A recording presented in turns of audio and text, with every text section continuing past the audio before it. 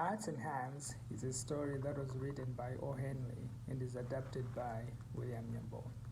This is a story that involves three main characters: a policeman, a prisoner, Mr. Easton, and a young lady, Miss Fairchild.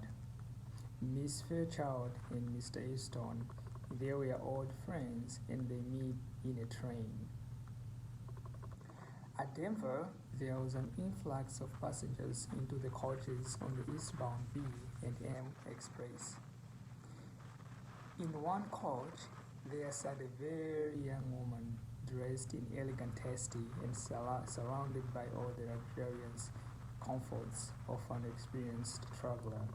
Among the newcomers were two young men, one of handsome presence with a bold, frank countenance and manner, the other a ruffled, glam-faced person, heavily built and roughly dressed.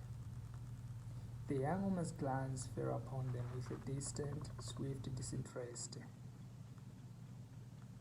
Then, with a lovely smile brightening her countenance and a tender pink tinging her rounded cheeks, she held out a little a little gray gloved hand.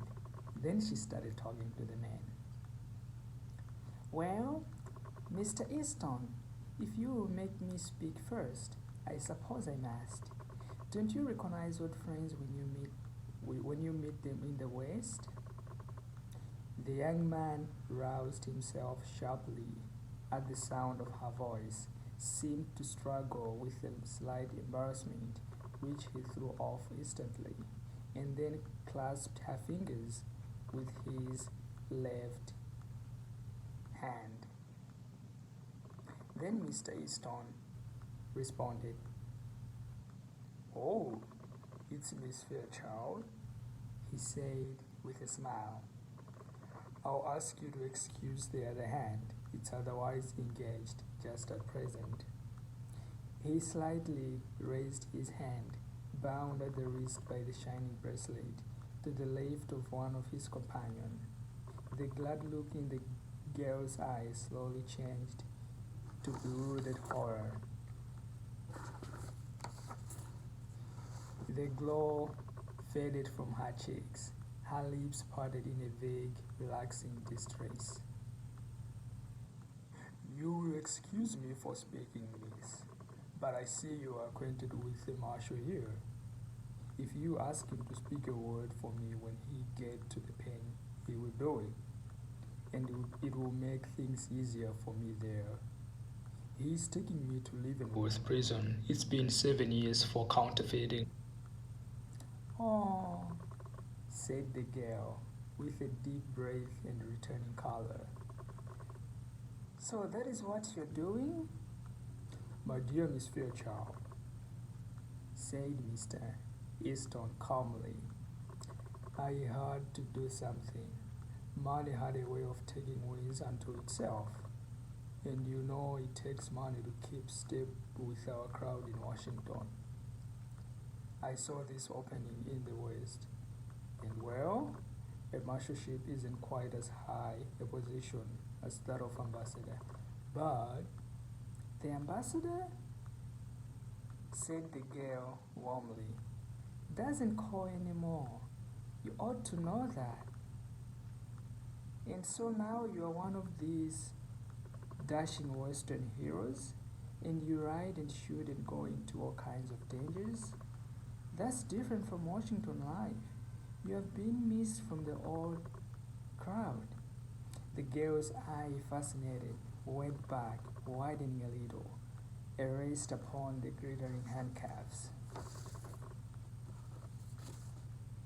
Then Mr. Marshall, a policeman, interrupted.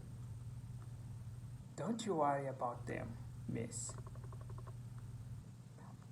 All marshals handcuff themselves to their prisoners to keep them from getting away. Mr. Easton knows his business. Will we see you again soon in Washington?" Miss Fairchild asked. "Not soon, I think.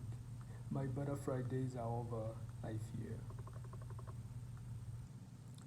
I love the West, said said Miss Fairchild. Mama and I spent the summer in Denver. She went home a week ago because father was slightly ill. I could live and be happy in the West. I think the air here agrees with me. Then Mr. Marshall interrupted. This isn't quite fair. I'm needing a drink and haven't had a smoke all day. Haven't you talked long enough? Take me in the smoker now, won't you? I'm half dead for a pipe. The bound travelers rose to their feet, Easton with the same slow smile on his face. I can't deny a petition for tobacco, he said slightly. It's the one friend of the unfortunate. Goodbye, Miss Fairchild. Do the cause, you know? He held out his hand for a farewell. It's too bad you're not going to East. You're not going East, she said, reclothing herself with manner and style. But you must go to Leavenworth, I suppose. Yes, I must go to Leavenworth. The two men sidled down the aisle into the smoker. Then the two passengers in a seat nearby had heard most of the conversation, said to one another, that Marshall's a good sort of chap. Some of these Western fellows are alright. Pretty young to hold an officer like that, isn't he? Asked the other. Young? Exclaimed the first speaker. Why? Oh, didn't you catch on? Say,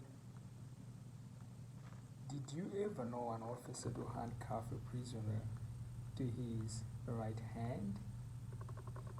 Then Mr. Easton and the marshal went away, disappeared.